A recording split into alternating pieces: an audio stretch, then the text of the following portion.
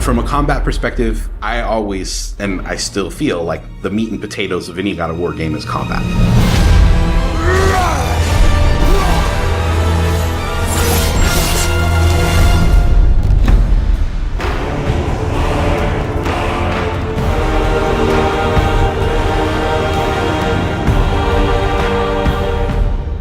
My name is Roberto Clemente. All my friends call me Bert. I'm a senior combat animator here at Sony Santa Monica. My name is Kim Nguyen, and I'm a gameplay animator. Hi, I'm Sabra, and I'm a senior VFX artist on God of War Ragnarok. My name is Grace Pan, and I'm a gameplay animator in God of War Ragnarok. Hi, I'm Stephen O'Hara, GBA, combat designer on God of War.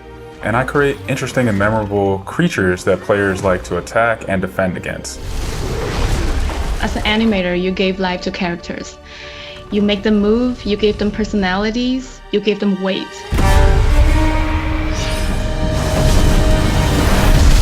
My role as a VFX artist is to put the power behind a move. You are in control of fire and earth and water and wind. Whether you are throwing your axe or on the receiving end of an enemy spell, VFX is what really gives the movement and the danger to every move that a character or enemy makes. I work really closely with the design team and the tech art team on this project specifically. We actually work a lot with camera, along with the guidance of our great camera team, so I find myself doing fight choreography sometimes.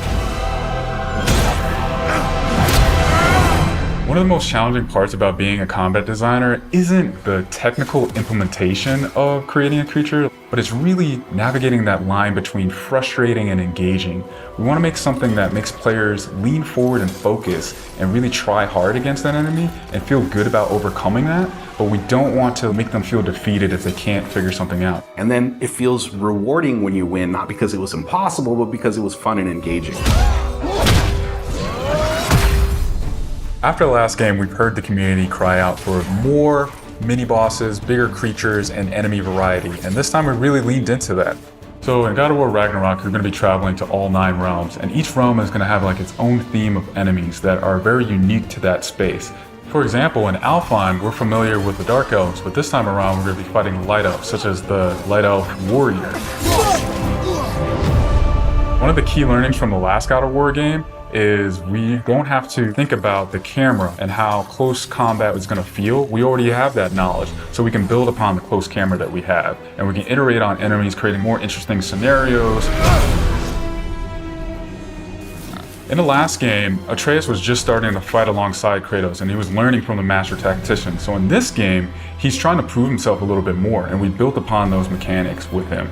The previous God of War, Atreus was still a kid, right? So he has a lot of dependency on his father. And for this game, you'll see Atreus moving more independently on his own as a companion.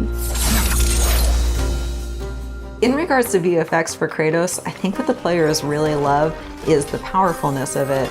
When you are playing as Kratos, you really do feel like the God of War. And moving into Ragnarok, we want to really make something bigger, make it stronger, make it more of a spectacle. You want them to be like, oh my gosh, I didn't know that the Blades of Chaos could get even better, but look at that. So as Kratos gets more powerful, he's going to have access to newer combos and newer abilities that will increase the combat depth of each weapon. For the Blades, one of the moves that I've really enjoyed from previous God of Wars is the combat grapple, and we're going to be bringing that with a new twist. I'm very excited for players to try the blade grapple traversal moves. That brings so much more speed into the movement and the dynamic feel to it. One of the ways we've expanded Kratos combat this time around is we've given more utility and choice to his shield loadout. If you are a parry person, you could really go for a shield that gears towards parrying. If you're a big blocker, then you could choose a shield that will really match your playstyle.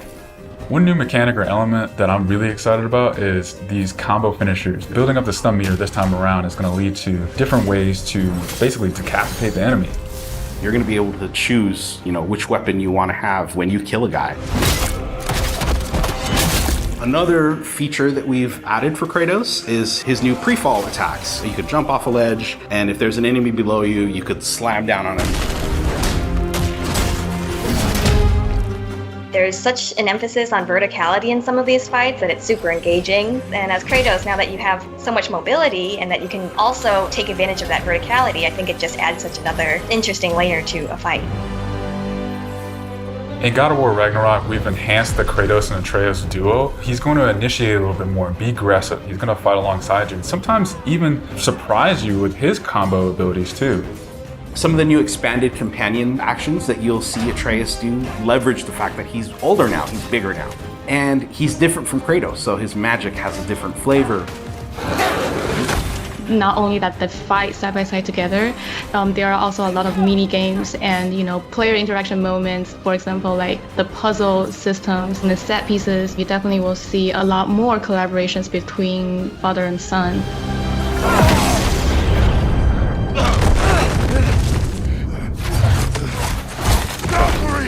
Odin must have sent them! There's so much that goes into building a big set piece. You basically iterate and iterate and iterate, and it takes testing and just seeing what works to really figure out the personality of something. Basically, every department gives it their all to make things really spectacular. There were a lot of different times that I would look back at God of War games just through the ages before 2018. There were so many amazing, huge boss fights and set pieces that it was a huge inspiration for me on my time on this project.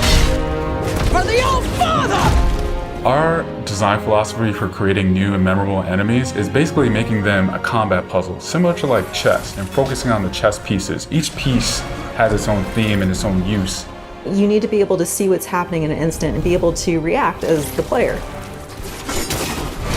There's a couple of different ways that we go into making an attack very readable for the player. Sometimes we add a signature audio cue, or we'll add the different rings, such as what we did in the last game, that lets you know that this attack is unblockable, you need to dodge it. There's so many different ways that VFX really helps not just show what an enemy is about to do, but show who the enemy really is.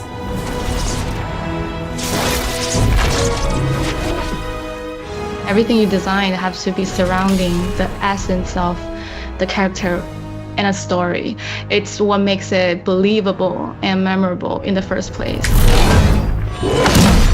I think what I'm most excited about is for players to experience the diversity of enemies that this game has to offer.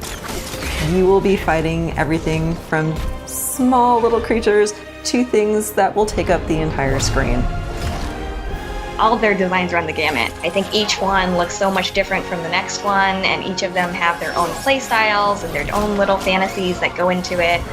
And so I think if you are really into Norse mythology, you'll be very interested to see how Sony Santa Monica has taken some of these creatures and interpreted them for God of War.